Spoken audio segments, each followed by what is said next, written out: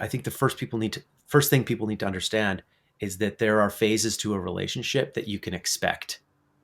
And in general, the way that we teach this is the first phase is the honeymoon phase. And that's when you're exploring each other on the surface, on a superficial level. You're exploring each other's bodies. You're seeing like, oh, how do you live? Like, how do you talk? Who are your friends? What are the types of things that you like to do? And all of that is exciting. There's this sort of rose colored glasses thing going on in the honeymoon phase. We've all been through it and it feels great. It doesn't mean that everything's fake. It's just you're exploring this sort of first layer of a person, and some of the excitement and the neurochemicals that are flying in that particular time can overshadow perhaps things that might be more obvious to you later. The next phase is the power struggle phase.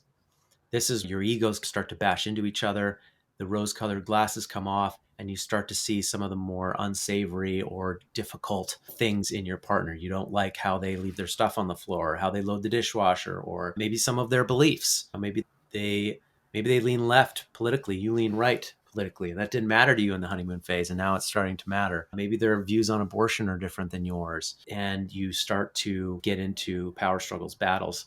Maybe they give compliments differently than you, or they don't give enough. There's so many different ways that the power struggle occurs, and you might have one a day for a long time. This is a normal part of being in a relationship where everyone has an ego, and that comes out to play. And everyone has wounds, and your wounds are wrapped up in your ego. Your ego's a protector for your wounds. And so those things start to come out and the battle happens. What can happen after the power struggle phase is if people really start to give up on the relationship and sink into a coping, we call that the dead zone or the coping phase. And that can be a phase where the energy bleeds out of the relationship. Both people have retreated to their own sort of separate sort of corners. They might still be living together and being in relationship, but there's this sort of resigned energy. Oftentimes sexual polarity goes down in the dead zone. Imagine this sort of like more dead space where at least in the power struggle phase, there was lots of energy. And in the dead zone, the energy starts to be bled out. But some people will live their whole lives in the dead zone after that. They might never get out of it. But relationships do either die in the power struggle phase because it gets too hard, or the dead zone because the energy is bled out of the relationship.